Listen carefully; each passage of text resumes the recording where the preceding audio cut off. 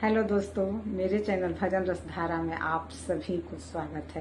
दोस्तों, आज मैं मंडप गारी समधी की गारी लेकर के आई हूँ। बहुत सुंदर गारी है, तो गाली गीत चलिए हम सुनते हैं। ए जी मड़वे में भीड़ भैली भारी, बड़ी रंगदार समधी। ए जी मड़वे में भीड़ भैली भारी, बड़ी रंगदार समधी।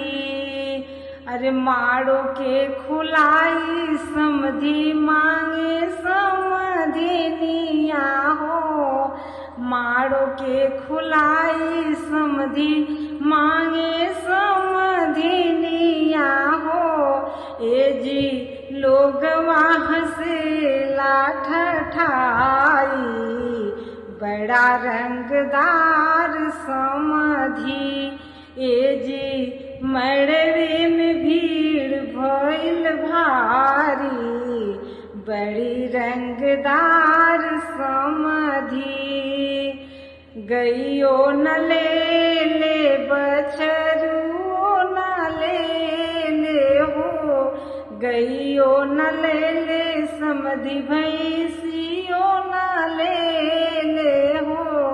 ए जी नाही लीले बैलायरु पाड़ी, बड़े रंगदार समधी। ए जी नाही लीले बैलायरु पाड़ी, बड़े रंगदार समधी। ए जी मड़वे में भीड़ भइल भारी, बड़े रंगदार समधी।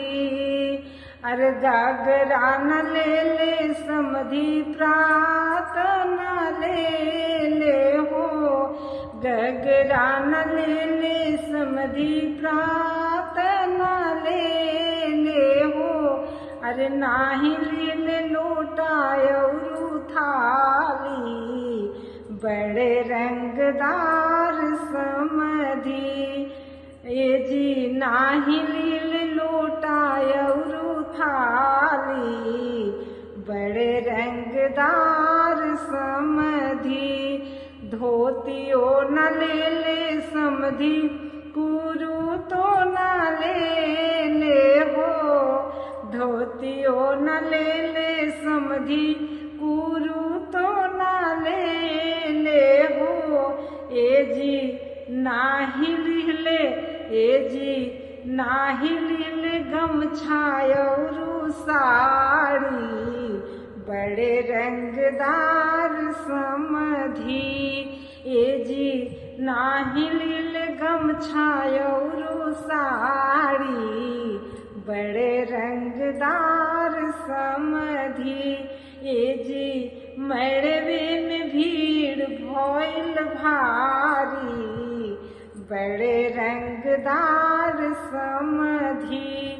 पूड़ी न खाले समधी बुनिया न खाले हो, पूड़ी न खाले समधी बुनिया न खाले हो।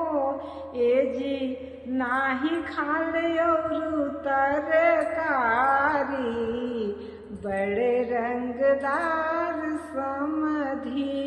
ए जी नाही खाले और तरकारी, बड़े रंगदार समधी।